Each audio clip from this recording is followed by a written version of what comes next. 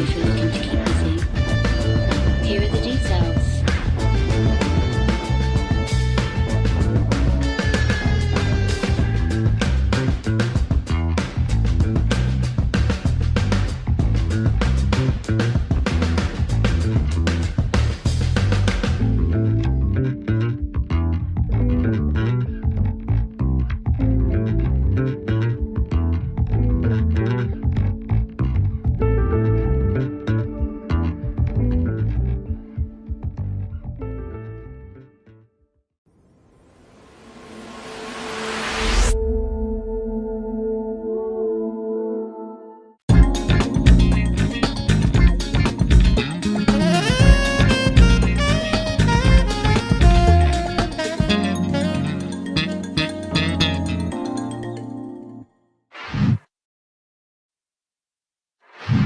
And greetings and welcome to another episode of Soul Talk, where we talk about students and members of the community.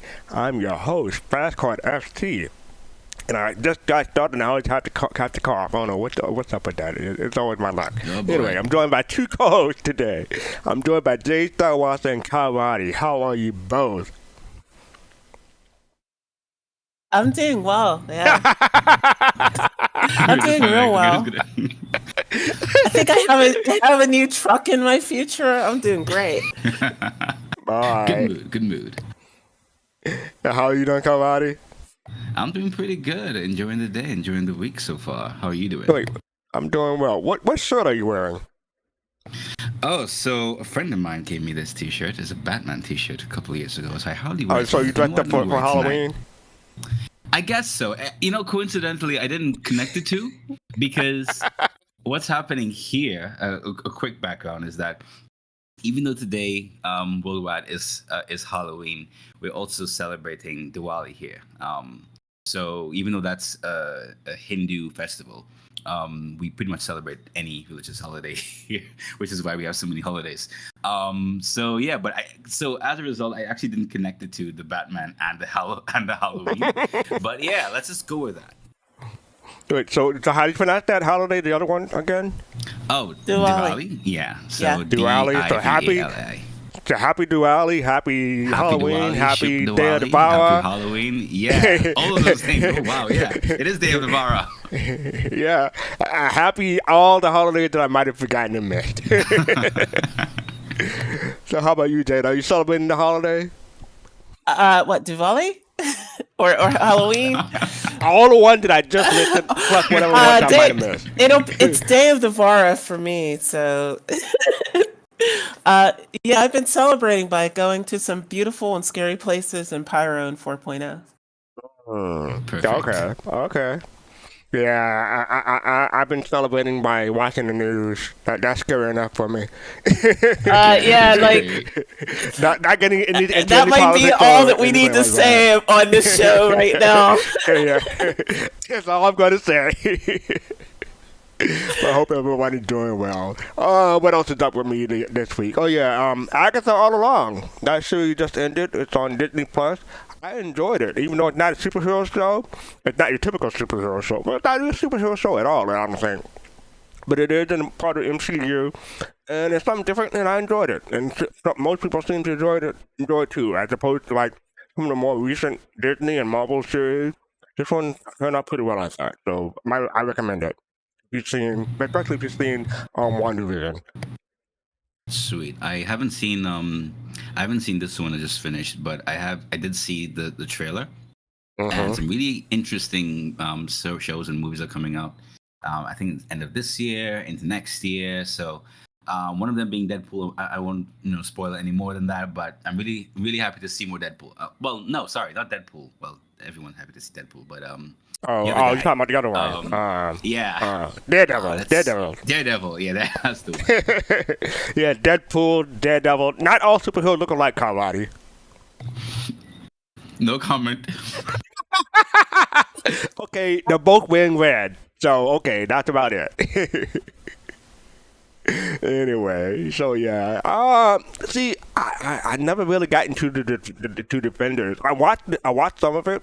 I watched Daredevil, and I did watch Luke Cage, and I did watch the female superhero. What's her name? Jones. Jessica Jones. Jessica Jones. Yeah, I watched all of them, but I didn't really finish them. And then by the time I wanted to go back and finish them, they were taken off Netflix, and I just haven't found the time to go back to it. Okay. But I heard they're good, and I haven't watched The Defenders at all. And I heard that the claw or the fist, Iron Fist, wasn't that good at all. So I'm not looking forward to that one. Yeah, I didn't see that one. I only saw Luke Cage and Daredevil. Yeah. All right, and I think Jade is just turned off by all the superhero talk right now. Yeah, she's like, okay, so can we go along, please? Yeah, like no, I'm not gonna lie. Like I started to zone out a little bit. I'm in the chat on the Soul Citizen Discord with Togi. Yeah, sorry. Yeah. All right. Well, let me do my thing, then we can get on with the show. Okay. Do your thing. So this is an honor. This is in honor of Oliver Dark. She had the video that we're going to show later on, but I think some of y'all may appreciate this. This is an old reference, but I hope most of y'all will get this. So here we go. You don't know how hard it is being a man looking the way I do. I'm not bad. I'm just rendered that way. I'm not bad. I'm just rendered that way. Y'all know that one. Everyone, really? People in chat will know this one. Y'all may be too young for that one, but hopefully y'all can figure that one out. Okay, I'm gonna back people down. No, but no one is transferred to that channel. Let's back them down to this channel. I don't have a clue on this one. Yeah, Square Down got this one. Roger Rabbit. Roger Rabbit, yeah. Yeah. Oh. Who Framed Roger Rabbit? I'm not bad. I'm just rendered that way or drawn. But you'll see why I said that when you get to the Oliver Dark video later on today. So we're joined by Cotton Face and Fit to Face. How are you two doing? Doing as best as I can do. Are y'all prepared for my jokes? No. Yeah. That's best I'm getting mixed signals here. We'll see how that goes. Since you said that. Okay, fine. Well, first of all, we're going to get to our sneak peek. So, sneak peek from last week. That rhymes as usual. Access to security archive authorized. So, what do y'all think?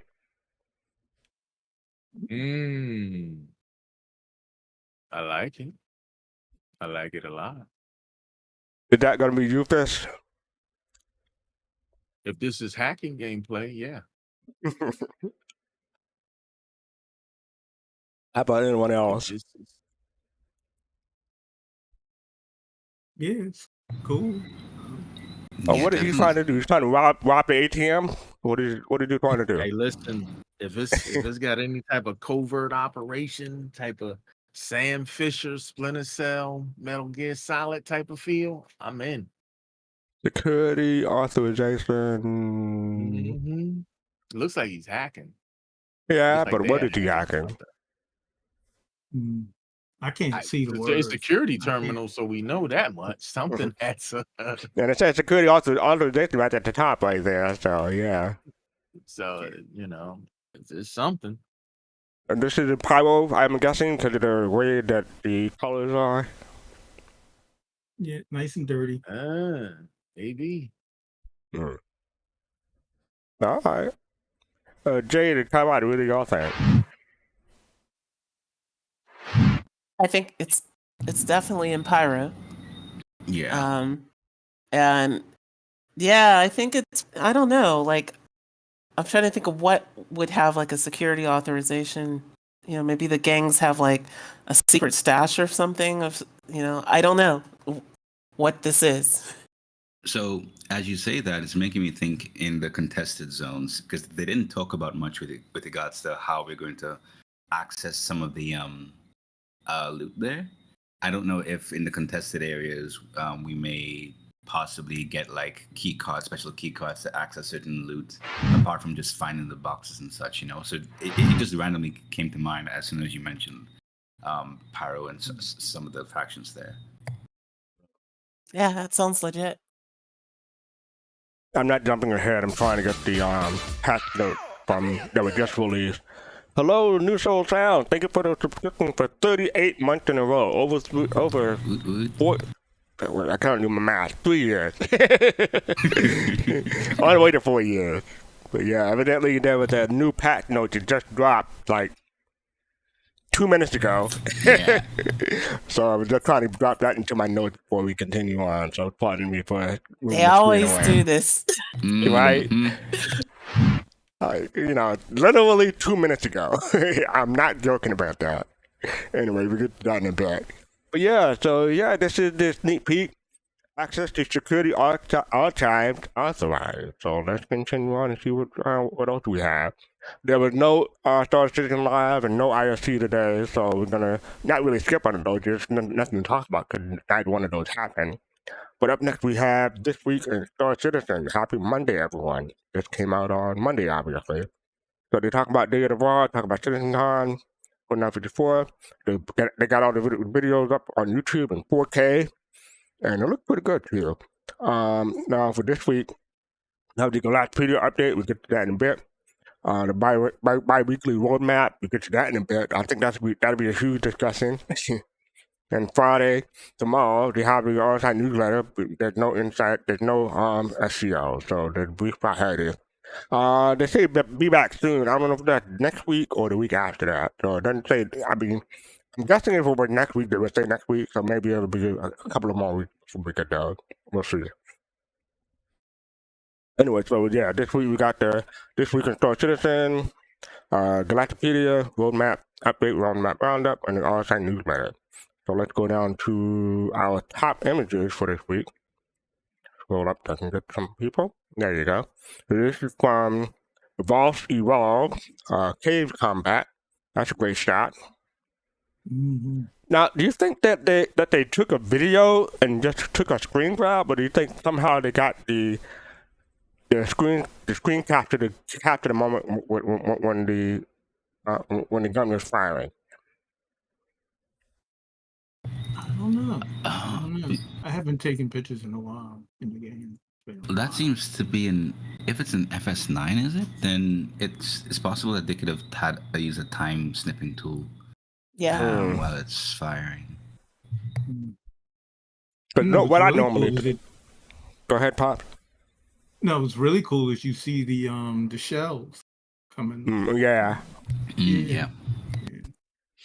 So what I was gonna say, I typically take a video and just take a screen grab from the video because I cannot keep a steady hand no matter what. Even if my life depended on it, my hand will shake. So I had to take a video and take a screen grab. So that's what I'm not saying that's what this person do, but that's what I would do. But yeah. Okay, again, that is Boss Evolve, Cave Combat. Up next, that's number 4. So number 1 is Nose Black. The exploration crew is slowly growing. So I guess they grow from 1 to 2. And I'm guessing that's Microtech. And boy, do they look cold. That is not Microtech. That is not Microtech. Where is that? No, that is either Lyria or Yella. How can you tell? I'm not doubting. I'm just saying. The geology and yeah, it's mostly the geology and the atmosphere. Okay. But yeah, either way, it's cold. I do have right one of now. those... Everywhere is cold in Stanton because of a bug. Oh, really? Hurston's cold, yeah. Even Hurston is cold. Okay, I didn't know that. What was I gonna say? Oh yeah, I do have one of those suits. I have a different color, but I do have one of those Arctic suits that they can use. And I also have a suit that you can wear when it's hot too. So I'm pretty much covered when it comes to heat, hot, and cold. But I am interested. Well, getting back to CitizenCon, interested in getting those sniper. The sniper outfit or the heavy outfit or the racing outfit. One of those, or all of those, I guess, depending on what I'm doing. Yeah, that looks cool. Okay, we have Dean Ironstar, Asteroid 1979. Oh, okay, I get it. The video game Asteroid. Okay.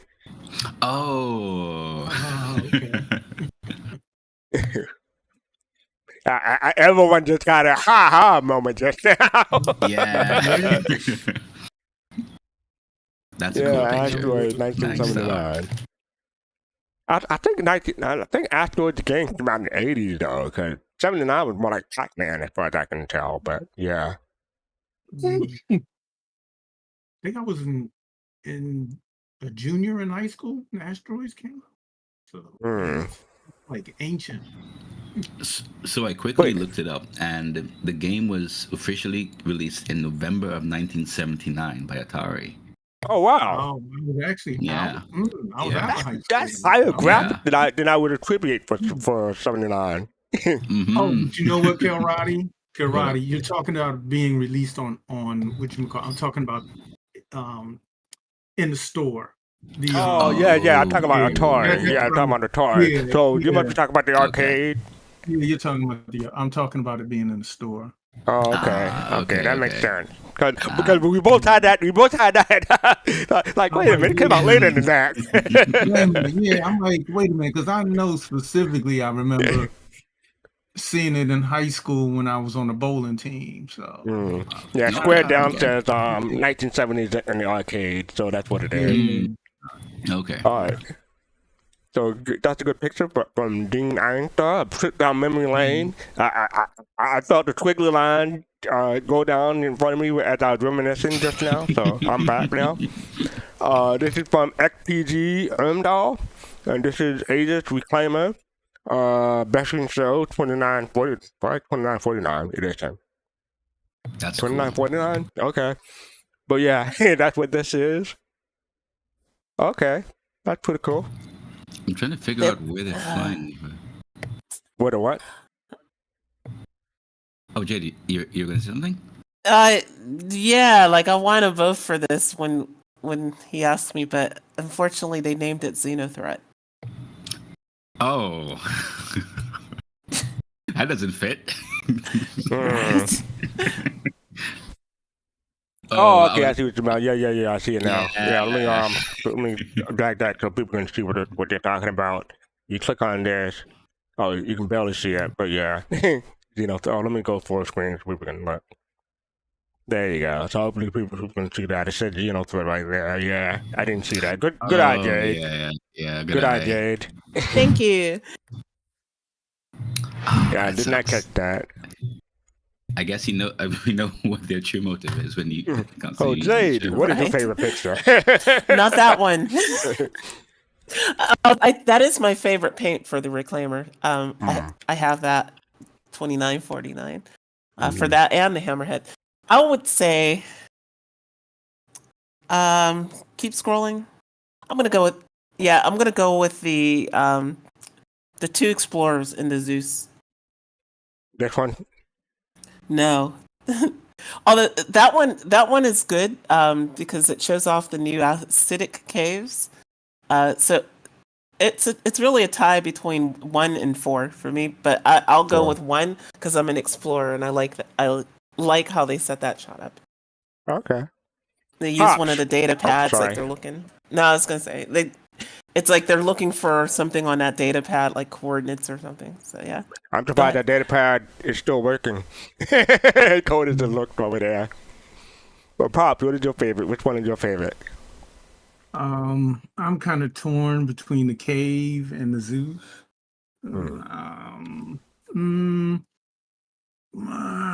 When people say Zeus, you both said Zeus. Do you mean this one with the asteroids, or the other one with the two people?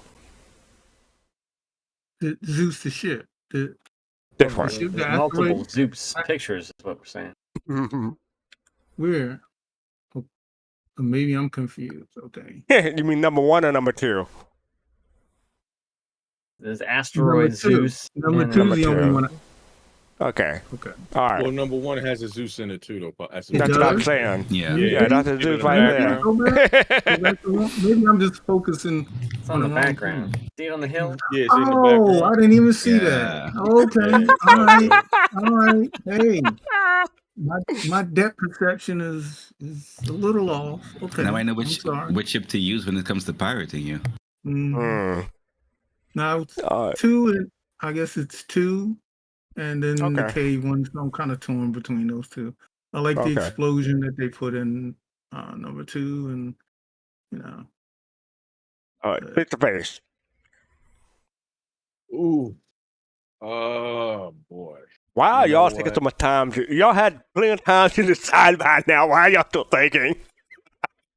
Well, I mean, because they're all pretty good. No pressure. I mean, Go ahead, this Vince. I'm just this back one with you. this week is like this one this week is not really. It's they're all on par with each other. But if I had to choose, I probably would say the cave. You know, This one. that's the newest.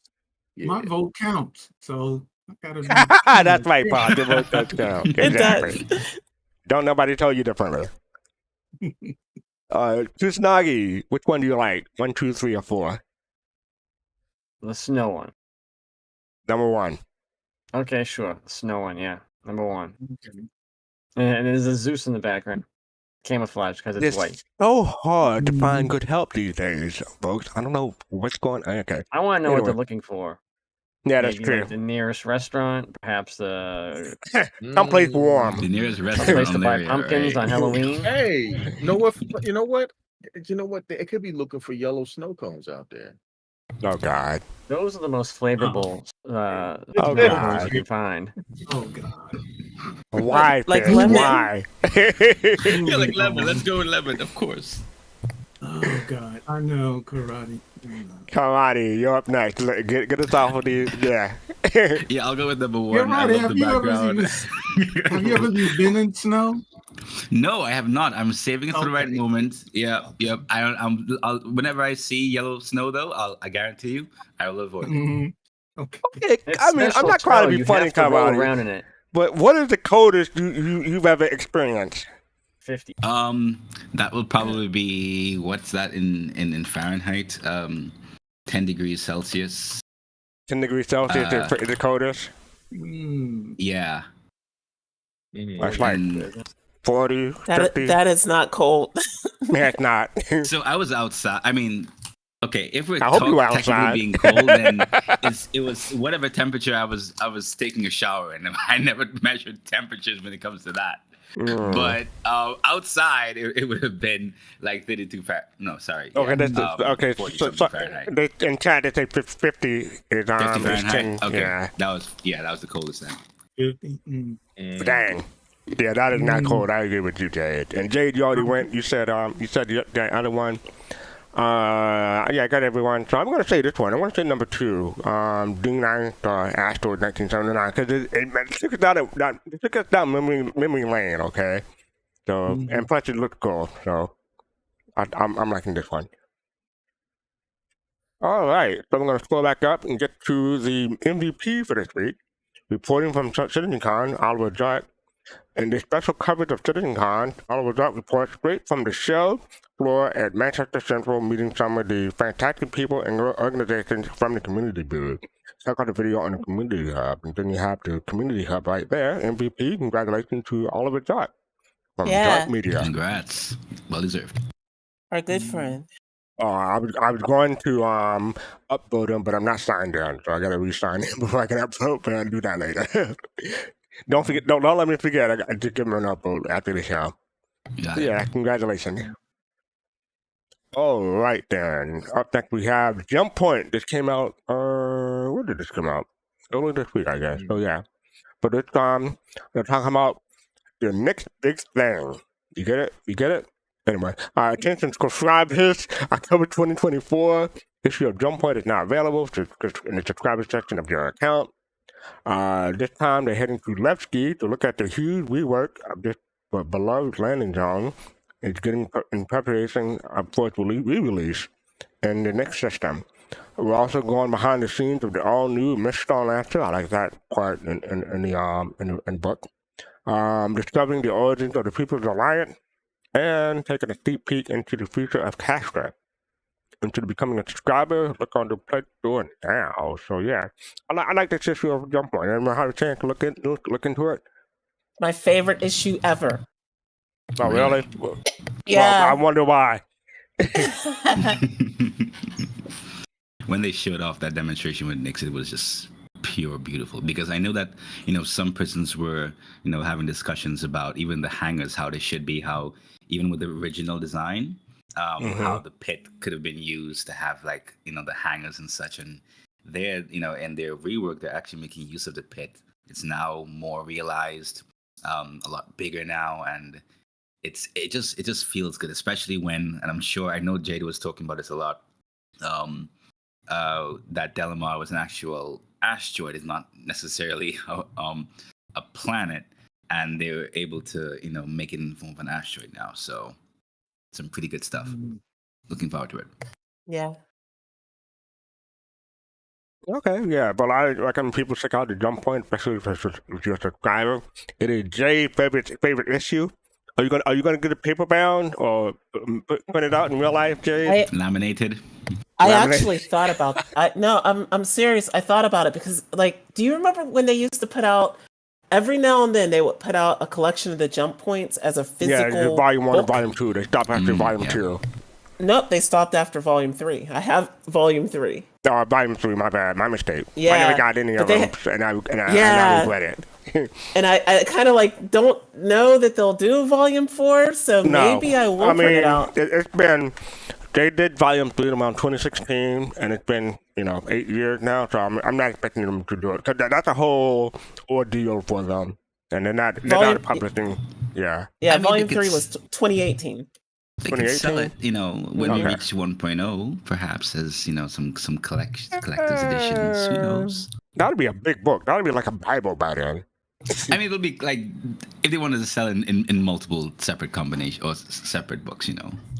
Do not try to locate any of those on eBay unless you have lots of money, because if you can find one, they are expensive. Wow. See, I'm glad I bought mine when it came out. Yeah, I'm kicking myself a bit. How much were they? They were expensive, right? No, I mean not expensive, but it cost more to ship them than to buy one, right? Yeah. The book itself wasn't expensive, but the shipping on top of it made it yeah. Okay. Yeah. All right, yeah, but that is Jump Point. So yeah, check it out. I do recommend this issue. Jade recommended this issue. So yeah, 2 thumbs up. Oh yeah, and if you looked at if you don't care about Nyx, but you did like Castra, there's a whole article on Castra in there, and they're thinking of building that too. So, and if you like the new ship, the Starlancer is also featured. So it gives you some ins and outs on the concept of that. So yeah. All right, so that is Jump Point. Up next we have Galactapedia update, October 2024. And boy, this is a doozy. So gonna get this started.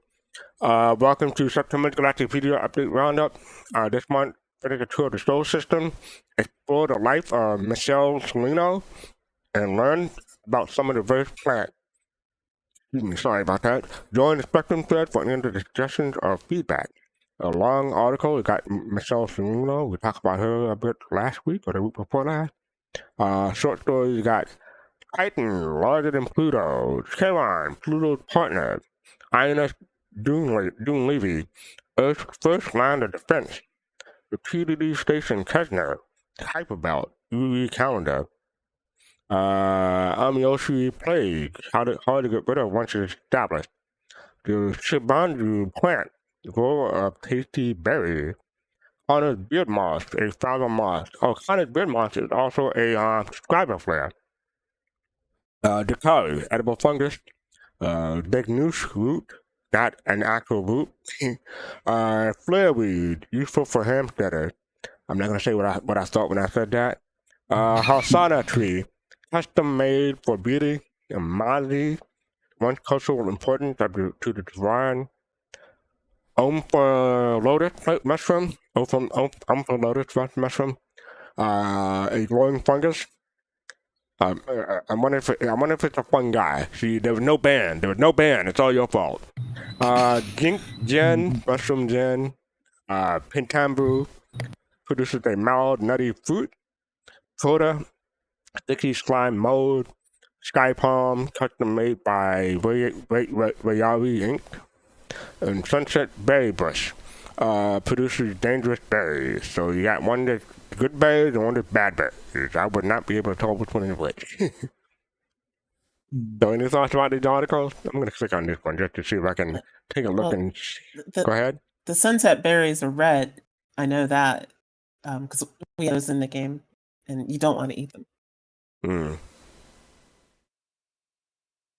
So Okay. the flare reader is the only one that immediately caught me because they said that it can be used as part of the filtration system. That kind of made me think about how we're using fuses and some of the components when it comes to operating certain devices. And I know this is a stretch, but similar to how some of the survival games or open world games really, how they use modules and such to keep certain things going, and similar to how we use modules also for like mining heads and those things. It kind of made me wonder if they're kind of hinting that perhaps we're using this to maybe extract water from near rivers, similar to how we'll be extracting mining ore using the using the refinery stations that we'll be base building. So it was just a out in the wilderness kind of random thought, but it just randomly came to mind. I like the sky palm because it's a genetically created plant that Rayari made, and that they made it specifically to grow on worlds with thick occlusive atmospheres. So I like that. It can absorb a lot of carbon dioxide. We need this plant now. Can we get a Rayari Inc. startup somewhere? Anybody? Yeah. Pop, you were gonna say something? I was gonna say, one thing with the, you're talking about plants and fungus and edible berries and stuff like that. That's you're really getting into the type of a small bit of a survival game, because you don't have to gather this stuff and send it off to a station to process into it into juice, berry juice. You could make a small base, with a small base element, and then just live off the land. And if you're able to do that, then you don't need to go anywhere. So it's like living, it's living in the future, but also like living in the past, because you kind of can settle down and again, just live off the creatures, or be a vegetarian if you want to be a vegetarian or a vegan. And as long as you can figure out what you can eat and survive, and then you can, when you want, you can take your spaceship and go wherever you want. So it's really cool that you have all these choices, and I think that's what Star Citizen is trying to do, is give everyone choices. Good for that, Pops. Kusanagi, you want to say anything? What? I caught that. Okay, I'm Kusanagi. I get it. I'm kind of on the lines of what Kalrati was talking about. I'm hoping that this moves beyond just whether or not it's edible or not edible. I hope that they could add in the game some scientific purposes for these, maybe medical. Maybe we have to do research when we get diseases and things like that, along that line, that we'd have to formulate different things and use them for other purposes besides that. But I'd like to see that. All right. Yeah, so my question is, they got quite a few. They said that they finished off the solar system in the description above. So do you think this means we're getting the solar system soon after Terra? I'll say that if we get Davian, because that would be the natural link between what's coming out in 1.0. If we get Davian, that would seem to indicate that they're trying to push us closer to Sol. So if Davian is in the next 5 systems after 1.0, then maybe, but I don't expect it anytime soon now. All right. So up next we have the Spectrum version of the Galactapedia update. And you know what? I never noticed this before, but Sherry Heiberg, her username is called the Archivist. So she got a jump on a star naming scheme early. Oh yeah. I didn't occur to me. So yeah, congratulations on becoming one of the stars in the naming scheme, Jay. Congratulations. All right. So up next we have the Miss Starlasser attack Q&A. They finished taking questions. according to Chris Wayne Smith from CIG. They sent the most relevant one to the designers and will follow up in a Star Lancer Attack Q&A comment, providing your answers for soon. So they stopped taking questions yesterday. So hopefully people will be able to hear and get the answers before the ship sale ends, and decide whether or not they want to get the Star Lancer Attack. Anyone here had a question about the Star Lancer Attack, or mostly about the Star Lancer Max or the build? Bill, but Build. Yeah, build. Man, me too about the build. I'm looking for that Q&A. I mean, I have attack, so I mean, everything that I saw was already I guess answer that I need to be answered. Build is an interesting one, but I mean, it's not even out yet, and I imagine that would after releases or it comes back up. It's not even for sale yet. Yeah, I mean, I'm looking forward to the Max Q&A, but yeah, attack is I'm looking forward to. Hold on, let me just submit this real quick. So, because we have the Star Lancer Attack, I'm looking forward to the Star Lancer Tick, so we can have Tic Tac. Oh my God! Please, somebody just use the down points. It was Citizen Shenanigans who raised the ban. Okay, so do not blame me. I used my own points for that joke. Okay, then it was well worth it. It was well worth it. Thank you. Someone said they liked that one. Don't encourage him. No. I have been encouraged, so the rest of these are all Citizen Joe's fault. How do you ban yourself and say that no? No, I redeemed a canned joke. I didn't ban myself. Okay. You can. And Satogi asked for another joke. Okay, don't encourage him. No, thank you. I mean, you got to undo. No, I'm kidding. Let me stop. This is from Killer Clips from Outer Space TikTok contest. This is from Galactapedia. I'm sorry, Galactica. He thanks everyone who dared to enter the Killer Clips from Outer Space contest. Your chilling creativity and spine-tingling storytelling left us shaking in their boots. But now it's time to unveil the top 3 terrors. First place was from Waterfox Studios. They got the Geek and Cephalopod. Second place is Rob Foxy, Elliott, and Endless Plays. And third place is Flatliner. So congratulations. You got an honorable mention from UNB Moose, Necrotic Music, and Terrain Cart. So congratulations to the winners and honorable mentions for winning the contest. Now, we're not going to play the TikTok right here, but I do encourage people to go to the thread and check out those winners. They're all very good. Cool.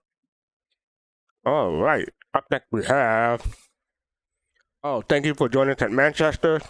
This is from Ulf. Came out earlier this week. The redacted items in the digital goodies pack were actually created live on the show floor in the prop booth. CitizenCon attendees got a sneak peek at them during the event already, but they'll be updating soon with the image of the items so everyone can check them out. And I believe the digital goodies pack was the last day of sale is today. I want to say October 31st. I want to say. I'm not sure what time zone they're going to end on, but if you haven't gotten it yet, you might be picking up soon because I believe today is the last day, but I'm not sure.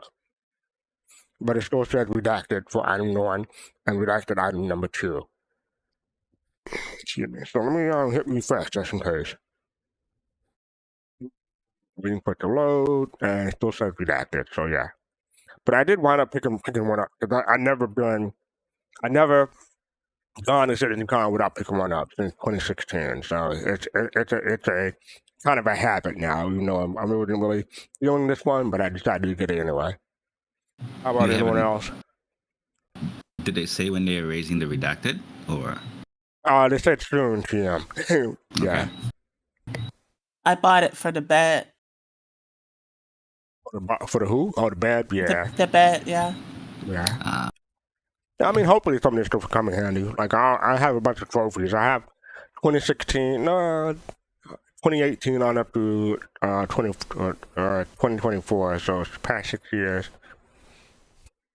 And I got the GameCom before that when they were doing those. But yeah, digital goodies pack selling out soon, folks. So pick one up. And it's always, remember, it's Warbind only, so you need to spend real cash. You can't use outside credit for this, unfortunately.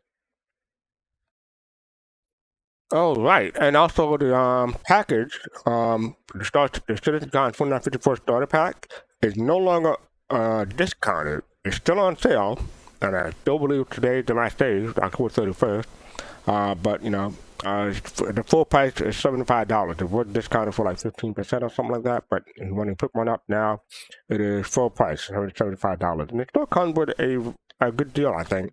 You get a paint, a skin, you get a whole bunch, you get an armor set, you get a weapon, and you get 24 months of insurance as opposed to 6 months or a year. And also you get 15,000 UEC, so that's quite a bit of spending starting money for you. So I believe that's a reasonable deal. No, getting inside of it, even though it's not discounted. Anyone pick one of these up? I didn't pick one up myself, but I do think it's a good deal. How about anyone else? No, this doesn't come with Squadron, does it? No, it comes with Star Citizen. Yeah, the Star Citizen. Yeah, nothing comes with Squadron. Yeah. Oh yeah, that's right. It's not, yeah. Also, so they have no.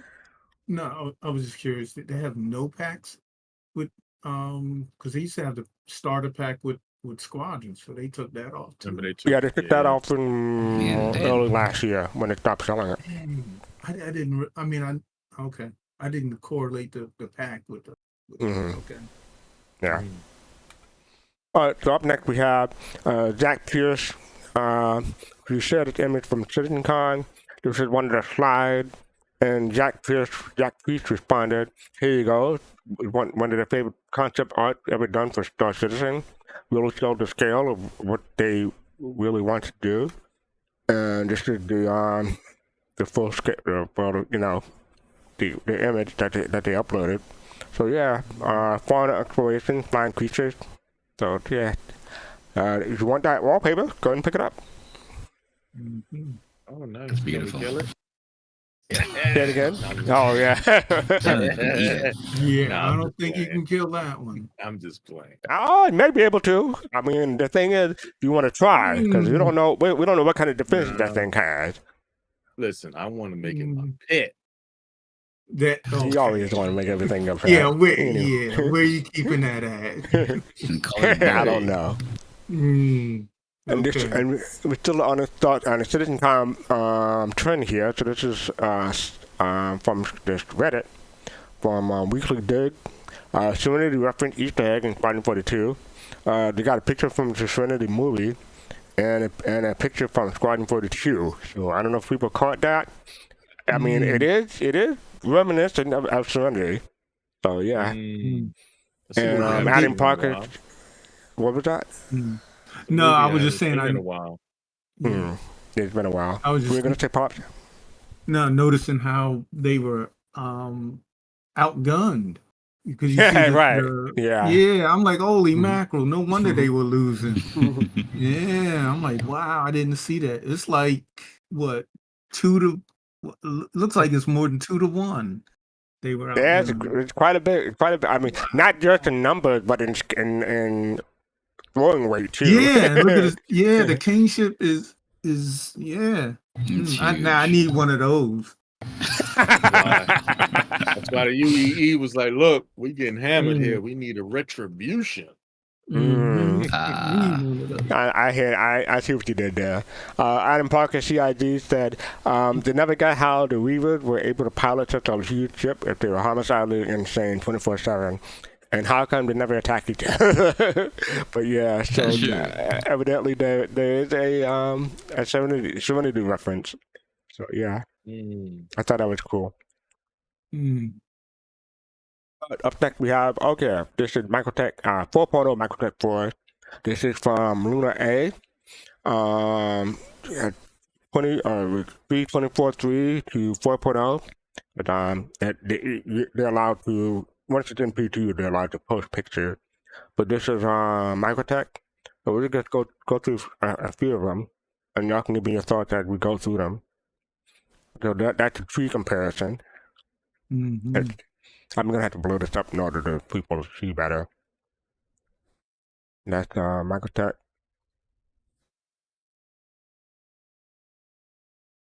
Okay. So what do people thought? Yeah. There's a comment there from a CIG dev.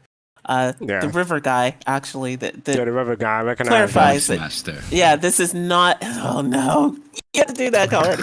No, to say that this is not the Genesis tech that we were shown at CitizenCon. It's just an improvement on what's already in 3.24.2. So. Yeah, but they're very excited to share the results with in the future patch. The river guy. He actually signed off saying river guy. Yeah. Let me see the picture though. Yeah. Oh, okay. Yeah, that's that is 4.0. Then it goes to 3.24. Yeah, it might be better if you go through the thread itself and just expanded it, because you're probably losing compression over the stream and then No, I just Discord. was curious to see what was different though. No, that's cool. Mhm. Right? I always thought that that their plants were were really cool, but they just needed a little more in them. But And this is also from River Guy. They want to further improve rivers. Yes, rivers will be improved by simply having height map that will take watershed into account, something that they want to introduce going forward. Also want to expand the automated river placement to work more like a architect, but they and the team are keen to get the rest of the tech out first before revisiting rivers specifically. So they're sometime soon, TM, is when they want to update it. All right. Now I believe almost ready for our discussions. Yeah. So, but before we get to this, let's take a quick break. Uh-oh. Let's take a quick break. I know it's not the top of the hour, but I think this is a good time to break in between that. So here we go. Can't you breathe? No, man. Here we go. Oh boy. Okay, break in progress. So yes, thank you all for supporting us on Soul Citizen. Thank you for our Patreon. Thank you for our subscribers. Thank you for our followers, and thank you for just being here when we go live. How many people we got here so far? We got 10 people on YouTube and 51 people in Twitch. So we got 61 people watching. Thank you all for being here. I know you can choose anything that you want to watch in this multi-channel, multi-stream time that we live in, but you choose to spend your time here, and we really do appreciate it. So thank you. So yeah, we really have a show coming up on Sunday. It's the costume contest and the what's the other one, Jade? I'll look it up. Sorry, what? The Sunday show. Yeah, what's the Sunday show on I got it. Dress It to is Kill. Social, Dress to Social Kill. Universe It's- and Dress to Kill. So yeah, that's Yeah. coming up Sunday. Yeah. I look forward to that. Yep. All right. I'll be on it. Yep. And we're back. So okay, y'all ready to buckle in? We'll see. Let's go. So we did cover this a bit last week because this came out on Wednesday of last week, and we aired on Sunday. So this was the last thing we heard. This is from John Crew. Basically, I'll summarize the first part. Is that there are no current plans to have base building module for the Galaxy. That's basically all you need for that part. But it said there were no current plans. So even though it said no current plans, that doesn't mean there were never any plans or there won't be any plans in the future. But it said there's no current plans. So I think people not jumped the gun, but I think they misread or read too much into that statement, saying that there's never going to be a base building module. It said there's no current plan, but and also they said let me see if I can find that word. Back. Okay. So the only confirmed module, in addition to the Play Store manufacturing module, is the general rule of thumb for all things is unless it's on the Play Store available in game, treated as speculative. So people were saying that it's not speculative because they showed a slide in last year's CitizenCon, and then 2 days later, this is on Friday, so this is not the Thursday, obviously. Update on the Galaxy's base building capabilities from John Crew. Hey everyone. They realized the previous comments may have given the wrong impression and spoke too soon about this topic. They've sent regroups with the larger team to ensure that they're fully aligned with the Galaxy's future. To clarify, there is no base building module currently in active development for the Galaxy. They're fully committed to enabling base building drone modules for it down the line. The Galaxy won't be the first ship for building large-scale structures when base building launches, but it will soon after. And its potential for that role is very much intact. The earlier comment about when things are speculative were incorrect, but they want to make sure that when they walk on the stage during ISU or any presentation, you can walk away feeling confident in the information they share. We'll share more information on this module as become available. Thanks for all the feedback, and then we're monitoring closely to see if you have any more questions. And that was the last we heard from John Crew regarding this topic. That wasn't a wrong impression. They was straight out saying no, it wasn't going to have it, and you guys were just making stuff up. And so he did say it was speculative, but they said there was no current plan. They didn't say there couldn't be any future plan, but no current plan. So I will give them that. So the thing is, right? The speed or pace at which CIG moves is understandably not at the same pace, or without buttering up the words, the pace at which CIG moves due to the complications of the builds in the game is not at the same pace or is slower than the pacing that the general community wants them to move, right? I think this is what, even though we understand the complications, I think this is what we kind of can all agree on. I say that because when they say that that a build or a feature has been temporarily taken out, but it will come back later on, that still gives some persons a bit of confidence or hope that it's coming back. So I think based on the wording, how it was phrased, or rather how some persons may have understood it, is that if something we already know is coming back will come back eventually, depending on the wording or depending on how something is said, that it may have encouraged some persons to think that, okay, this is not coming back at all because of the pacing that CIG moves. So when they say that it's going to come back at some point, sometimes these things can possibly take a long, long time. And so that's why it would. Real quick, I just want to say from GQ, you're absolutely correct.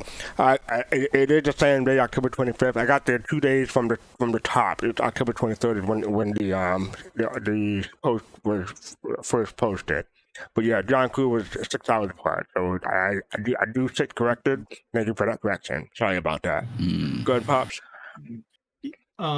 This was really my first stomach ache with CIG, because I've always had things really on a positive side with them. Oh, they'll fix it, they'll adjust it, they'll do what they need to do. Because I bought this ship specifically for base building, because everything else of this ship that they showed they can do, I have other ships for that. So I only bought this ship. So when that was kind of said, it kind of left me in a gray area. What is it going to be? Because I never would have bought the ship if it wasn't for base. If it didn't say base building. So what you're saying, Pop, is that but it didn't say base building. What you're saying, Pop, is that you wanted to get a refund? No, not necessarily. I'm not. Give me my money back. I'm there not. to I'm not a Reddit for that. refunder. I'm not a refunder Right. because I like they say, you don't put money into something that because this is Right. this is play money. I guess that's an easy way to say it. So it's not like it's my. It'd be more accurate to say that it's money that you use for fun. Right. Exactly. Play and fun and play. Play money can mean monopoly money, as in the money is fake. That I just wanted to specify that. That's all. But go ahead. Yeah. Sorry about that. It is real money. But when I give, I don't necessarily it's not like I'm taking away from the electricity bill or something like that to buy shit. But right. Like I said before, I have ships that, medical. I don't need it. I have the Endeavor with the medical module, all of that. So it left me in a gray area. What are they going to do with this ship? And then the size of this ship versus the size of the build that they're going to, are they going to, is this going to have something a little extra in it? Will it have a crafting module along with a building module? Will it be a combined module? Which shop are we talking about here? The Galaxy versus the build. Galaxy versus the build. Because this one came out. Yeah. I'm looking up the side. I'm looking up the side of the Galaxy right now. Mm-hmm. What are you gonna say, Kusanagi? I was just saying, I don't remember the Galaxy saying it could build bases. Yeah, they said it. John Pappy said. This is the thing right here. They got it in the next post right here. The Galaxy supports build small to large structures. Yeah. You see that, Kusanagi? See it? Kusanagi? The ability to build small to large structures. What's the ability to build small to large structures? Yeah. And it said the RSI Galaxy is the same sentence, yeah. Supports the ability to build small to large structures. It doesn't say it actually builds small to large structures. Yeah. It has a refining ship in there. They could. That's well, gray. they mentioned they was going to have a module to build those, but yeah. Well, you got to remember though, if you look at that picture, if you go back real quick, right? Go back to that picture for me, though, Fastcart. During this presentation, I'm just not gonna play it right now, though, Fastcart. Todd Pappy was talking about, ships within the base building category, and he was talking about, if you see down there, he talks about the vehicle. He said there was going to be a vehicle that'll be able to do it, right? Be able to do small one. Then he showed the Galaxy, and then you see off in the top corner, you see the Pioneer. So yeah, those were his words on that stage. Mm-hmm. You know what I mean? And again, it's not like it wasn't something that was, said with intent to lie to us or anything like that. It was just said that this is what it was, and possibly a miscommunication. That was the plan at the time. Right? Yeah. Exactly. And this is a probably good time to mention that nobody needs to buy any of these ships with real money. All of these will be available to be earned in the game. Yes. Right. And I just want to say that the Starlander Max, the size is 83 meters by 52 meters by 16 meters. The size of the Galaxy is 110 meters by 60 meters by 22 meters. So it's like a good, almost 30 or 27 meters bigger than the Starlander.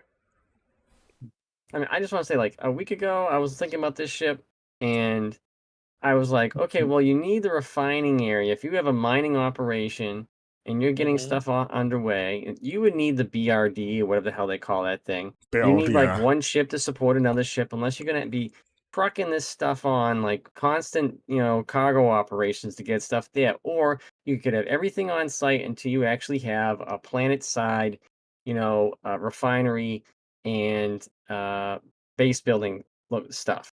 But you got to pick which one, what you're going to have there, or you have to do the other thing. So Mhm. that's the way I looked at that chip. Was like, I need to have a refinery that can support enough stuff that makes sense, or I just have to have a decent amount of friends, or I got to physically do it myself to keep bringing products in there because I don't have a refinery on site. So Mhm. that's what you really have to think about the big picture here. And I feel like people are forgetting, like, okay, maybe I need another ship to do this, or I need another ship to do that, or maybe I need to have a couple, cargo ships bringing in stuff because I'm going to be running through material left and right if I'm building a lot. For So me, for me personally, I never got the I remember rephrase that. I did not get the Galaxy. I was not interested in the in base building. I am interested in manufacturing. So if those modules include what some of those crafting modules, I may be interested. Mhm. But at the moment, I'm not. I may get a CCU for the Galaxy coming IAE, or if the Galaxy build. I'm sorry, the Star Lancer build concept comes up during IE, I have to think on that because I really do want those crafting modules for myself. But look, but like you Yeah, said, the you only mentioned it. I'm Mhm. sorry to pause. I was gonna say you No, good. mentioned it. We're gonna find out all of this hopefully be cleared up at IAE when they talk Right. about it. And I So think Yeah. that's a good point to end on. So, Yeah, I'm the sorry, go only ahead, other Pops. thing Go ahead. I wanted to when base building becomes available, I wanted to do it on day one. So Hmm. this not being available on day one, you know, uh now I've got, because I assumed, you know, that this because this was the only ship that they mentioned besides Pioneer. So I assumed that this one would be the first one. So if I now was, you know, yeah, we have to go because back and didn't they mention it though that this was in production or it was going to be in production last It's I year? not don't in think they gave production. any yeah, kind of No, I it's think it's guidance. not. close to They're doing the production. Perseus. They're doing the Perseus Oh, after the okay. Polaris, and then hope Yeah, maybe they're doing. Well, I can't say anything. We don't know when they're going to start on yeah, the Galaxy. And that's the more Gotcha. accurate thing to yeah, say. yeah. So I I mean, have they're All to right. doing really the big adjust ship them. before this thing gets even done. I mean, they're doing the Pioneer before they even touch this thing. Probably. Well, I don't. There's probably different teams, but that one's getting worked on like now. They're building it like this week or whatever. Mm. Mm. So it's just a really an adjustment, kind of adjusting, kind of trying to, figure out really what to do. I'll probably get the build, and then maybe, when this one comes out or whatever, and then use the build to go to somewhere else, um, a nice alien ship, you know. That's the one thing I was really kind of down on Citizen Con. I really wanted to see more alien ships, but Mm. you know, you know, All right. So up next we have another big topic. Well, okay, this is a prelude to the big topic. So put it this way. This is from Jack Flash UK. Why are the devs working on 4.0 when 3.24.2 is broken? Really? Can y'all stop messing around with 4.0 and fix the game? It's been 6 days and it's a joke. Stop moving So forward. We yeah, want. yeah, this is something Griffin like to talk about on Soul Voices a lot, but it comes up mm, every so often on Spectrum. But Beta CIG took time out of the day to write. First, the player experience on the public environment sucked, and that's not something that they like and like to see, and they're sorry for that. Things like this can sometimes happen because the data trend and behaviors that occur on PTU might not match what happens on the public environment. To answer your mm, question, working on 3.24.2 and 4.0 are not mutually exclusive to each other. Let me repeat that. They're not mutually exclusive to each other.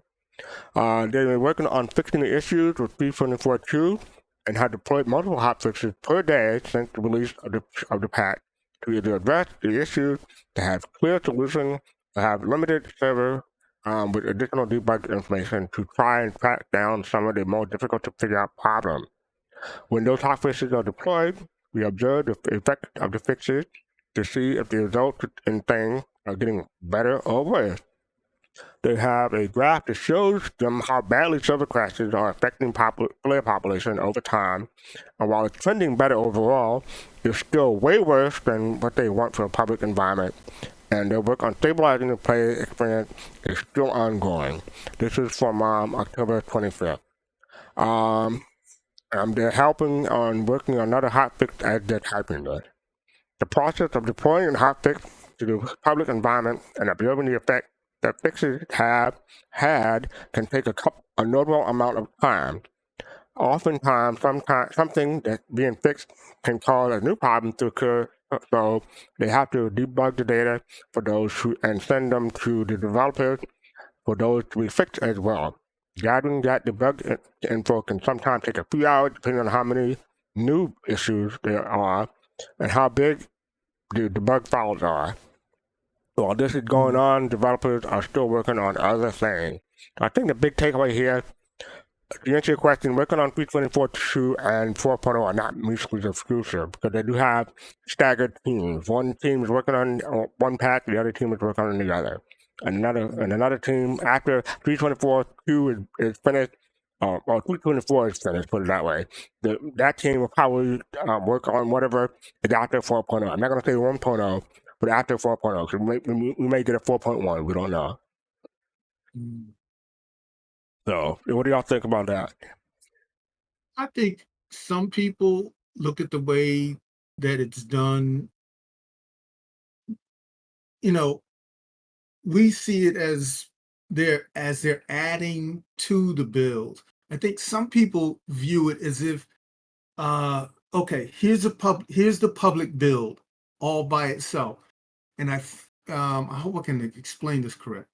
That then they look at the next build, like 4.0 or whatever it is, as if that is a whole separate thing that they're building that one out, completely fixing that one, and they're not seeing that these are kind of like what Kalrati said, pieces going in with the next piece after that, and they have to go in and I don't know. I think some people kind of maybe look at it as if it's, each build is a whole entire loaf of bread, by itself, Did you say bread? Yeah, with jelly. I'll be back. Oh man, Emma Chris now just remind me of Serenity saying, "I'll be in my bunk."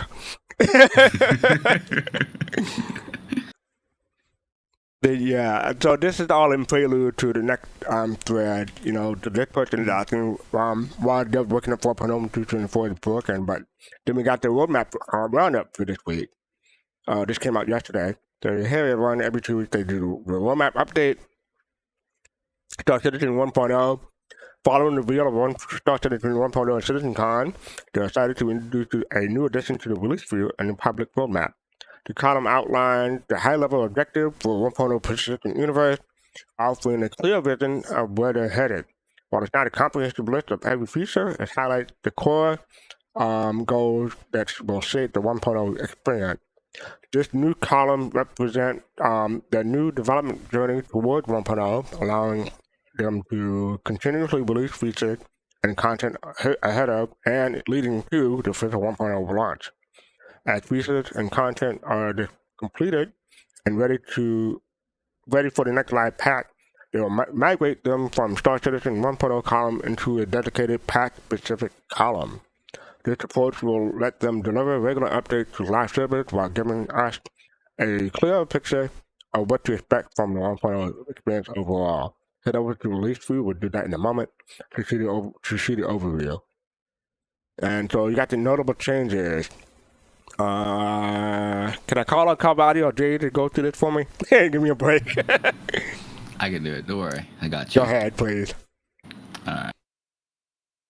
Let me pull it up real quick. Okay.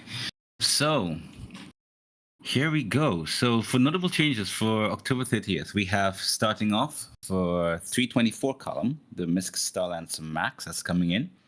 And we also have the Argo CSV SM for those of you who are able to give it a go. The RSI Polaris, much is speculating that's coming into 3.23.0. 3 for the IAE.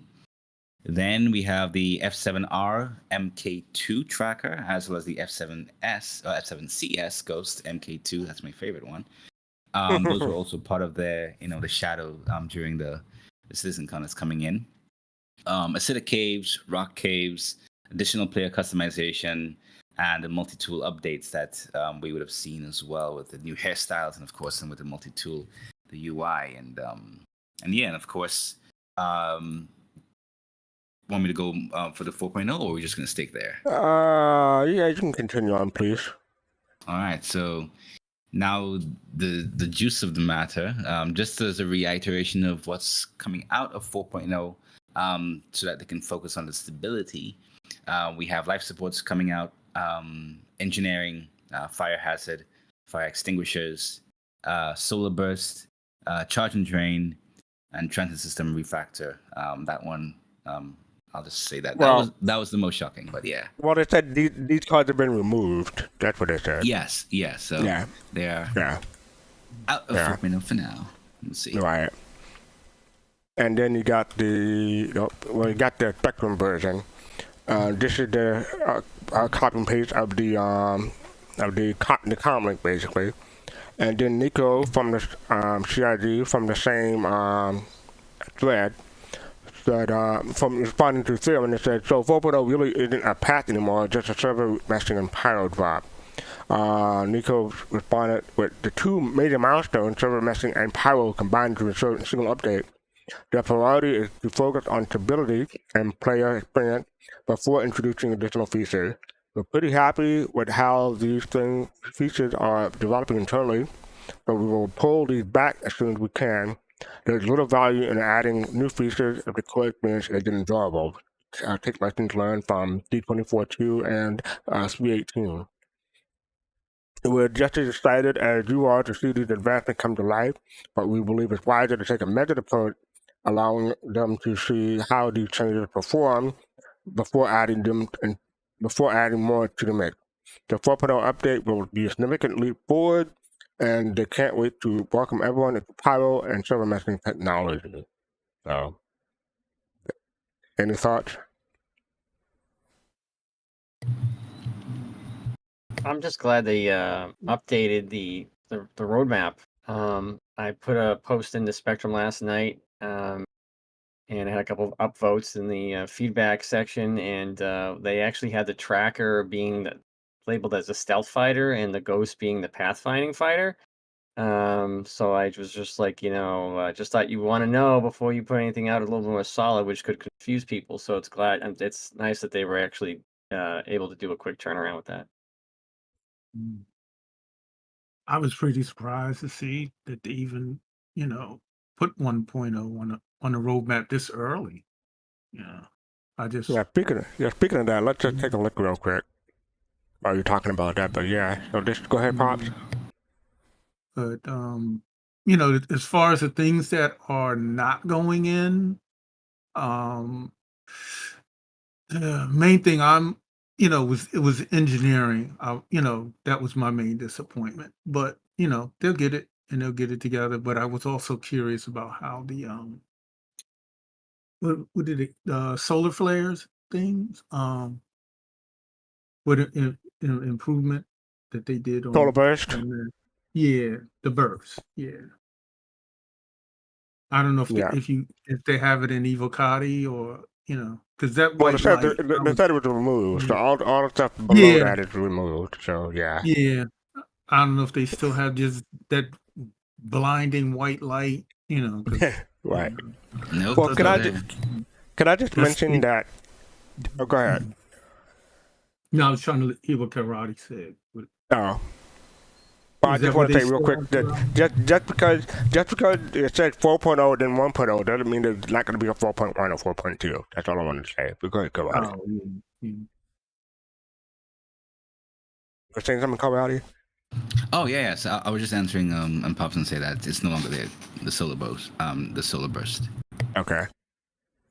But what is there that's cool is there's now a big sunspot, I think maybe a couple of them, on Pyro, the star itself. And like in real life, sunspots produce, flares and stuff. So they've already set up the Star of Pyro to look different than Stanton, and it's already primed and ready to go for when we finally do get the solar burst. Cool, because that white bright light, I thought they could have done better, but I understand it was probably a placeholder. Don't go toward the light. Yeah. But yeah, I mean, I saw it popping up yesterday, and a whole lot of people were disappointed and saying stuff, and I can get it, but I mean, it's like I said it before, and just because it's not in 4.0 doesn't mean it's not coming, not relatively soon, but as soon as they can make it, I a lot of people are looking forward to engineering. Go ahead. I was gonna say, this is a big community with people with a lot of different opinions on everything. But it's not the same people that'll have the same opinion. But I do remember people swearing up and down we would not get Pyro this year at all. It would be again talking about Pyro at CitizenCon and still not getting it this year. It wouldn't come out till next year at best. And now we're gonna get Pyro, right? We're gonna get jumping to Pyro and all the new gameplay that's in Pyro, right? Like I think sometimes people need to just take a step back, have some perspective, and think, wait a second, we're getting Pyro before the end of this year. Like that's a big deal because a lot of people didn't think we would. So yeah. And There's different gameplay in Pyro than there is in Stanton. And Togi's saying in chat they're doing it by the bare minimum. But yeah, just because they're doing the bare minimum now doesn't mean that it won't, as soon as they're able to put the stuff back into like 4.1 or 4.2. That's what those other patches between 4.0 and 1.0 are going to be. There's going to be lots of patches, I think, between 4.0 and 1.0. But people forget, like, when we patched the 2.0 series, not 2.0, but the two. I don't know what you call them, but the 2.0 series basically that went up to around 14, I want to say, or 17, or something like that. But they weren't expecting. But I don't think the developers or the backers were expecting as many 2.0 patches as they received, and we definitely were not expecting the 3.0 series to go up to 24. So. Fastcart, I think you're getting old because there were only we only went up to 2.6. Yeah. 2.6? Yep. Yeah, I am getting old. Okay. But yeah. Sorry. It feels like more than that. It feels like more than that. But yeah. So we won't. Yeah, I just want to know if Kalrati can say, because I'm just looking at his screen the whole time here, and I just wanted to see if he could say, I'm Batman.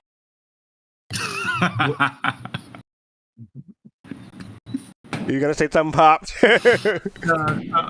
So I'm saying we won't get like 4.1. They'll just keep patching 4.0. Is that? No. I mean, they may do 4.0.1, but I'm saying we'll probably get a 4.1 also. I'm just speculating. Yeah, I think we're gonna get a 4.1. I think we'll get a 4.2. We'll get one that has Nix, maybe 4.2, 4.3. I'm speculating. And it'll go on and on until they're ready to drop 1.0. Oh, you know what it is? It's because 2.6 to 3.0 took a year. That's probably we should have had at least another 4. Should have gone up to 2.10 and then 3.0. I agree. Right. So that's probably why I missed my range. So I redeemed myself a little bit. But yeah, 4.9999. Yeah, Togi. I mean, I would be okay. Some people may take issue with this. I would be okay if they say instead of Star Citizen 1.0, we'll need a Star Citizen 5.0, then 1.0. That's me, though. Because I'd rather them get it right than do an anthem. I know I'm triggering you for this. I'm just using that as an example. I'm sorry. So when you think of what they showed us at CitizenCon, they showed us we're gonna get Nyx and we're gonna get Castra and we're gonna get Terra. Those could conceivably all be within the 4 point whatever branch before 1.0. So that's what I was saying. And not just that, the org stuff and the space station stuff. I don't see that's going to be, that may be a 4.2, 4.3 branch for all we know. Yeah, I can't see what major feature would need to have like a 5 point whatever branch. Yeah, I know. I'm just saying, I would not be surprised if they do it though, but we'll see. Yeah. Yeah. Hopefully not. But this is development still. It's not feature complete. It's not like Squadron 42. That's what I'm trying to get at. But yeah, the 1.0 thing. The reason why, or at least the reason why I think it came into the release view was that for two things possibly. One, to instill additional confidence in the community, that to tell the community that okay, this is just like they said. We have a high level view, but also to kind of tell the community that hey, we are functioning as one company, and kind of in contrast to how some decisions may have changed, some high level decisions especially may have changed. These high level decisions, they may be tweaked, but this is the overall goal. But also to instill a clear perspective and confidence in the persons who are at the company as well, to say that okay, the company has a clear-cut vision. So because think about it, you're working at a company and a vision changes left, right, and center sometimes, especially not even the low level but the high level ones. You may not want to, you may get frustrated, right? So I think adding it to the roadmap as a public facing thing may not only be for the community, but possibly for those who are working there, to think that okay, we have a holistic view, and even though you're a developer or may not be a director, you can say okay, we are confident enough to put this in the public face, which means that we are functioning as one company in one direction. So that's part of the reason why I think it came on the release view. Something I find interesting, I'm gonna move on after that. Something I find interesting is that they do have characters, but they don't have ships. So I mean, they're probably gonna add ships to the 4-point series, but I'm surprised that they don't have ships in the Star Citizen 1.0. But yeah. Well, the ships are more like. I think the reason why, and this will be my last thing. I think the reason why is because we can see that we're moving away from the ships being the core of the game. You know, they're tools to be used. So the function is the gameplay, and whatever ships are adding to that, they'll eventually add it. So that's the reason why. That's a good point. Thank you. Thank you for that. Great point. You want to host the show, Kalrati? Because you're doing a better job. Nah, you continue to do it, man. I'm just here. Come on, man. What are you doing, dude? Hey, Kalrati. Hey, you had your chance. You had your chance. Kalrati. He threw you the alley-oop. You should have dunked that ball. So next, right? Yeah. Okay, so like I said before, this came out 8 minutes after the show started. This is always PTU. Always Your jokes PTU. are better, Kalrati. Yeah. Always PTU starts at an Alpha 324 2A PTU patch notes. So, like I said, this came out 8 minutes after the show started. Always audience, long-term positions enabled. Audience UC 15 million. Shared play count 100. 324A combines all the current hot fixes in live, along with new stability fixes and upcoming save expansion update. They're planning to running this build throughout the weekend on PTU with the goal of sending it to live early next week. Stability and bug fixes, and save expansion global event.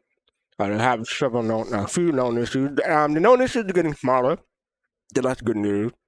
They have several big bug fixes, so that's good to see. And it's for technical, they fixed 9 client crashes, fixed 23 server crashes. Dang, I don't think I've ever seen 23 server crashes before. That's a high number. Fixed 3 hybrid crashes. What? I've never seen hybrid crashes before. What the heck is that? It's a hybrid between server and client, I guess. they didn't know which one it was, so it's a hybrid. Why not both? Fixed multiple issues with extremely high entity counts and stand-in, made further client physics performance improvement, made further background service stability improvement. So technical is getting bigger too. But yeah, it's 23 server crashes. That's a big number. That's a lot. Can I ask a question? Yeah. I just curious is how's the stability? Well, it just started 8 minutes after after the show started. Yeah. I'm talking about from Jade and Kalrati's experience that they've had so far in it. Is it, It in 4.0 or in this patch that just dropped? Either one, because obviously we're still on the other ones and y'all are way ahead of us. So I haven't been able to, because this dropped when the show started. I haven't been in this patch, but the one before it, it wasn't great, but it was better than live, at least for me. And then at 4.0, it's still an kind of early Evocati patch, but today I was able to jump back and forth from Pyro to Stanton. So that's the core functionality of adding 4.0, and I was able to do it. So that's actually looking better to me than live is right now. Unfortunately, for I don't want to say it to get anybody jealous, but it just feels like going back to live just feels like a chore. So I hope they can get this out. It feels like work. Yeah, it feels like work. Why am I playing this game right now? So I hope they can get 4.0 out as quick as possible and as stable as possible. Yeah. How about you, Kalrati? How does it feel to you? Yeah, definitely agree with Jade. I haven't been able to test the latest PT for 3.24.2, but 4.0 seems like it's going in a good direction. What's good was that in the early Evo builds, they usually keep it up for about 3 to 5 hours, but this one has been up for almost 24 hours, which is a good sign. Okay. That has to deal with once the general stability is good, then that's when they start adding features and those things. Well, other features. But I guess we'll see how things go. I did play 324 live over the weekend or late last week because I was hearing some not so good news about the live build, and I realized why people are so frustrated, because it was quite something and wasn't only shot specific. So I can definitely see why they are paying some attention to it. And just to quickly go back on the whole thing about why they're doing multiple builds, it's a relatively large company, and I'm sure that there is some kind of friction when it comes to pulling resources between teams to work across builds. But if they're confident enough to work on these things simultaneously for the purpose of maintaining community satisfaction to some extent while continuing to work on 4.0, I guess it's a valid reason. I hope it doesn't happen again with working on Squadron 42, 3.24 live, 3.24 PTU, and 4.0. But I mean, it happened. We're at that kind of inflection point, and hopefully things iron out for all builds ultimately. Okay. How many players are in the server? We're dealing with 250 players in total per shard. Okay. Per shard, yeah. Yeah, so 250 and 4.0 and 100 and 324 2A. Yeah. See, Kalrati, you should have took the job. Now you could have had Evocati, Here's the thing. If Kalrati took over as host, I can't ban my jokes. No. If Kalrati took over the show, jokes is because he's leading the show. If I did that, I'll be in the same position. No, the thing is, I'm holding myself back because I'm hosting the show. If I'm not the host, I'm way worse. You don't want that. Yeah, so let's keep him hosting. You want me as host for as long as possible. So I'm going to call it audible. So this is it in the show notes because I forgot to put it in the show notes, but I meant to talk about it last week. Or not last week, but I meant to talk about it this week. At the in one of the Star Citizen presentations, let me get the title correct. This is Captains of Industry. They showed 15 ships of what they're trying to get, what they're trying to work on in the next 12 months, right? So I counted 15, but there's actually one extra. I'm going to show a screenshot because I don't have the actual video up. But this is the last ship that people see. This is obviously the the Pioneer. Pioneer. Yeah, the Mhm. Pioneer. But the thing is, like 5 seconds later, after they demonstrated the Pioneer, we see a ship rising from the Pioneer, and it's another Hornet. So there's actually 16 ships. I think that Hornet. Really? Oh, I okay. think that Hornet is like one more ship. All right. All right. Oh. So you went deep into the well. Okay. So I think it's actually 16 instead of 15. Okay. And that's something that I wanted to bring up. And as far as I know, I haven't seen anyone else who caught that. As you mentioned that, the F7M MK2, have you heard anything about that? Or is that a thing? MK, the Super Hornet? Yeah, the Super Hornet. Is there an MK2 I have that not. you've heard about? We just heard about the tracker and the Ghost. That's what the guest are for the other two Hornets. Okay, so the Super Hornet MK2, no one's talked about that then. Or the Hotseeker for that matter. Right, yeah. So I mean that could be there. But my point is, like, people often stop on this image and just say that's the last ship. But no, we see this rising from the Pioneer, and I think that's number 16. All right, Fastcart. That's possible. All right, so Good eye. I just wanted to bring that up. Yeah. All right, so back to the show.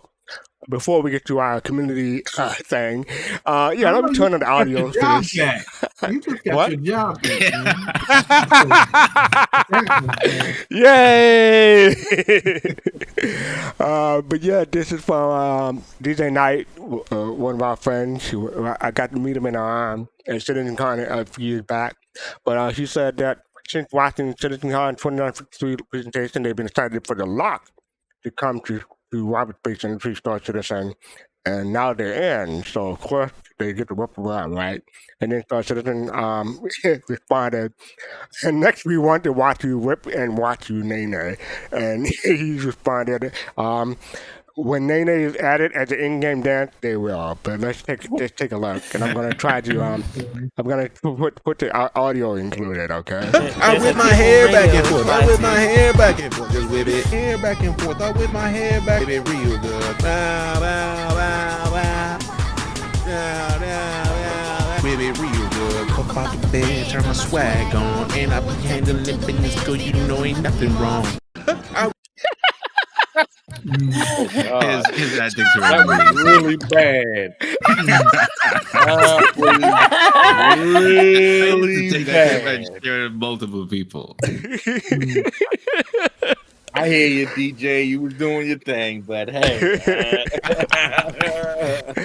So I hope Jay put that link in chat for people to watch it. 'Cause I need to watch that multiple times. Oh my god. Yeah, it's in there. Thank you. So now we're gonna have him and the poets doing the same thing. Yeah, it's going to be a whole Dread crew. And, you know, it could be a whole Dread versus Jericho. Oh, my goodness. Oh, that's something I would love to see. And someone make a cinema with that, something. Anyway, moving on. You will let you do that. I'll be the director. I'll produce one of them. But I just want to give a shout out before we get to our community content. But this is shout out touring Manchester in studios. This is from Amster. This is in 4K. And so this is like 4.5 minutes long. But this gives you some of my background in the Manchester office. As some people may or may not know, they had a studio tour. I want to say that Sunday after the Citizen Con. And some people got to participate. I didn't see anyone that I recognize in here. Not from Soul Citizens anyway. But yeah. So this is from Ferrister. So check that out when you get a chance. That's so cool. Like, it feels like they're at Orson. Yeah. Yep, that's the idea, I'm guessing. So All right. where's the door that everybody was complaining No, about? the door is in it LA. is in Manchester. No. It Is it is, LA? or is it in I thought it was in Manchester. But no, this is it's cool because when you work in that environment, you're inspired and everything. And people were just complaining about the door, but they've got all this other stuff in there, so people can stop complaining about the door. All right, but this is our Yeah, it's community cool. content. This is from Oliver Dark. Let me rewind real quick. But yeah, so this is called Reporting from CitizenCon from ZarkMedia. It came out last week. But yes, so let's take a look and give it a watch. It's 12 minutes, so grab a drink, grab a snack, and let's enjoy. Hey, camera on me, please. Thank you. So we're here at CitizenCon, finally. I've always wanted to go, but I was either kept on a leash by the higher-ups or just too busy breaking free. You know, corporate. Yeesh. So I'll give you a quick spin here to check out the venue, and then we're gonna see if we can find some citizens to talk to. See you in a bit.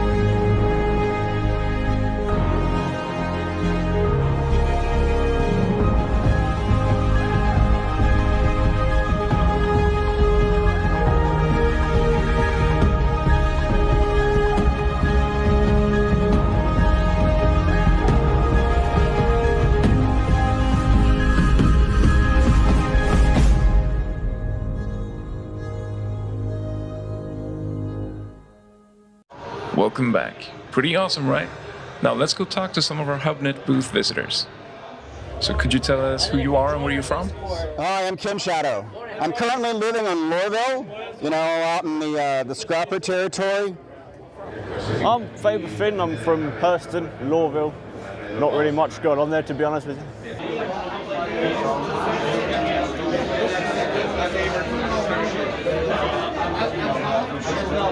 Hi, I'm Cialian. I'm from Terra System. Do you want to talk a little bit about your gear that you got on? Oh, yeah. This is just something I put together here. A little bit of this, a little bit of that. It's kind of hard to find material out on the boonies, so I do what I can, right? A little bit off one corpse, a little bit off another. So it's just the work gear. Bit of this, bit of that. Over the years, you collect stuff, throw it together, and you get your best kit on, This is the second Spare War uniform, but I actually got this in Grimhex. A few years ago, I got invited to an Astro Club event, and he had it in Grimhex, and I actually finished up my cargo run shift, and I didn't have anything to wear going there.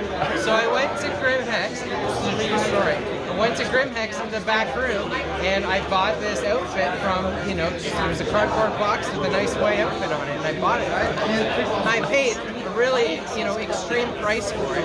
If you had Mr. Roberts, CEO of Roberts Space Industries, in front of you right now, what would you say to him? Give me your money right now. Oh, I best shake his hand and leave him to it then. I think that our services could be complementary to the production of Roberts Space Industries. So if I could talk with them, then I would love to work out some type of agreement or see what type of opportunities are available. I am the CEO of Ultimate Energy, and we're here promoting our new software system that we're launching with Ultimate Energy. Let's take a break, and next we're gonna go check out some of the community booths here. See you soon.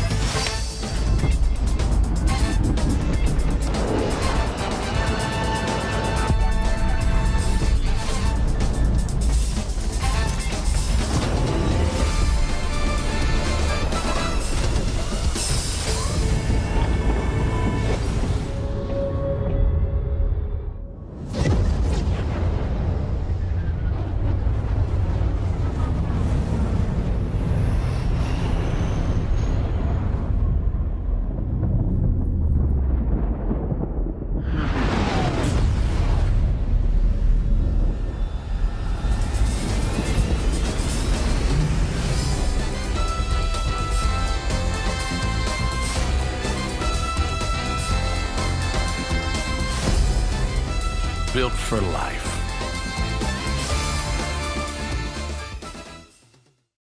Welcome back to CitizenCon 2954. Previously, we were checking out the venue and talking to some of the visitors. And next, we're gonna go check out some of the community booths. Hi, could you tell us who you are, what's your org, and what you guys do? I'm Chrome Ninja from Test Squadron. Our big focus is casual gameplay. So the big thing is we are also the largest org. We've got over 23,000 members. I think we had another 70-something sign up yesterday. So I'm Kestrel from Mongol Squad. It's Prince. We're pirates mainly. We've got a few sister orgs. We've got the auxiliaries. They help us out if ever we need it. Extra manpower. We've got the Stellar Pack Rats. They're our sort of legal front. They help us out on the legal side of things. And we've got the Murex Cartel. They do merits, gun running, armors, anything we sort of need. I am Black Rise 1. I'm part of Nova Intergalactic. And I'm just going to go through who we are and what we do very quickly. We are split into 5 branches, starting off with Nova Relief. They are our medical and search and rescue branch. Nova Defense. They are our Navy, Air Force and Marines, our boots on the ground. Nova Corps, our industrial branch. They cover mining, salvage construction and base building. Nova Frontiers. They are our science and exploration branch. They delve into the verse, finding things that no one knows are there. Nova Skyline. They are our diplomatic, touring and racing branch. They are the ones that do our social outreach. Yeah, we're Atmo Esports, and probably the famous thing you know is Dagmar Rally, which is our oldest child. Our director Corsair just put this thing up like 7 or 8 years ago, probably. Hi, I'm Dragon of Park, the current leader of Black Star Initiative. We are a private military company, an organization in the verse. We do a lot of PvP, we do a lot of combat gameplay. We have a new civilian branch that does all the logistics for us. They are amazing guys. We do a lot of org content where we fight other orgs. We do a lot of PvP in the verse and train you up every day if that's your thing. So my name is Shapcap. I'm with Atlas Defense Industries. We are a player org in the game. We have right around 9,800 members at the moment. We have 3 very simple rules: no drama, don't be a jerk, and real life comes first. And we do everything in game except for piracy. Yeah, my name is Low-Key Talk. Our org is MedRunner Services. We are a medical org. We receive medical emergencies from players in the game. They go through our web portal at medrunner.space. And we, if you're in trouble, we get you out, pretty much. And from everything on your table here, is there anything in particular you want to show the people watching from home? Well, we've got today we're giving away tons of free stuff. So we've got koozies, pins, footballs from the skit last year, little stress balls. If you guys are here, feel free to stop by and grab stuff. But Test Squadron's always looking for new members. You can come and check whether we've got you in our system. We run like a bot system, so whenever we encounter people, we record it. If you have encountered us, but we haven't hit you, you'll get a sticker. If we've hit you in the past, we've got some little record on you, you can get yourself a t-shirt. We have this sort of running, and then we made a little bit of a model for everyone to have a good mood chat. Oh, this model is really cool. Very much. Prince did this one, he's just sat here smiling. Nice. That's all his work. Here we have a QR code. This is a brochure that gives you a brief overview of who we are, what we do, a bit more in depth. And here we have our postcards. They're part of a screenshot competition that we put to our members, and these are the winners that are being displayed here today. What we can show you is this beautiful trophy. It's for the Dagmar Rally champion of 2,955, so that's next year in January. And after SitCon is finished, the weeks after that you can register and you can try your luck in the dirtiest race in the verse. We have some great 3D prints, which are very nice, but I think the highlight would be this kiosk right over here. So what we have here, this is our freight kiosk and our ASOP terminal all in one. So it's got both in it. It's fully interactable. But the best part is, if you have a crypto key, this is an example of one, this isn't a real one. If you have a crypto key, you can insert it into the machine and you can hack the machine. And then once you complete the hacking process, then you win a prize. Oh, the card came out. There we go. Once you complete the hacking process, you win a prize. what's the prize? The prize varies. We've given out some Hua puzzle boxes. We've given out some ship skins, some 3D prints, all kinds of things. So this is just a way for us to show off our skills and to interact with the community a little better here at the con. Instead of just handing out some pamphlets or something like that, this actually gets people to come over, talk to us, engage us. We can have a good conversation. And there you go. That's what you would win if you were actually using a real one. So, yeah, thank you. Do have a mat gun here that one of our members printed for us. This is an amazing piece that he did for us. It's to scale. It looks big in my hands, but you would imagine gloves for the suit. It's just an amazing set piece, and he did that for us so we could have it here on display. We've been asked about our bottles here. We've been replicating the refill for the medical gun for our staff members. We've had a lot of questions about those. And we had lanyards and wristbands, but they are pretty much ripped away. We're seeing them all over the convention now, everywhere we see. It was a lot of fun seeing Jared up on by the table with our little wristband lying next to him. So we're still riding that high right now. Yeah, but like going forward, we really want to get some merch out there so people can wear some of that Medrunner swag, some hoodies, some t-shirts and caps and pins and so on. So this is our first Citizen Con. We're only going to ramp it up from here. It's been a pleasure so far. Thanks, Medrunner. Keep up the good work. Now I'm going to head back to Microtech to record the next episode of Hotwire Velocity. So if you guys don't want to miss that, be sure to subscribe to the channel. And if you want to check out what's been going on in the panels these past couple days, I'm going to put some links down in the description to some content creators that I think do a great job at cooking down all of the information that we got into smaller pieces. As always, I'm Oliver Zark.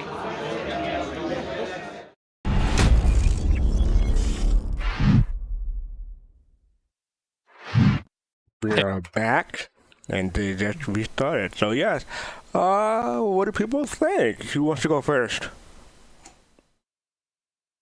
Yes, I'll jump in. Great job. Gladdy did a nice little thing for the Citizen Con. Nice use of green screen effect.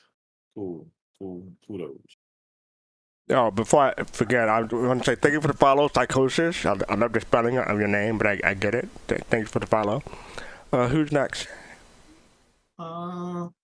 It made me wonder, did they go in already considering doing this whole thing with, Zark, or was it an afterthought? But either way, oh man, it's fantastic to see wow.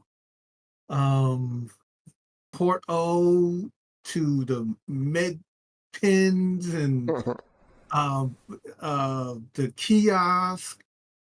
I mean, wow. This is wow. What can I tell you? Great job, everybody. Cool. Yeah, I'm pretty sure they went in with the plan. That'd be a whole lot of work to be doing it as an afterthought, in my opinion. Yeah. Anyone else? No? All right, I get my thought. Okay.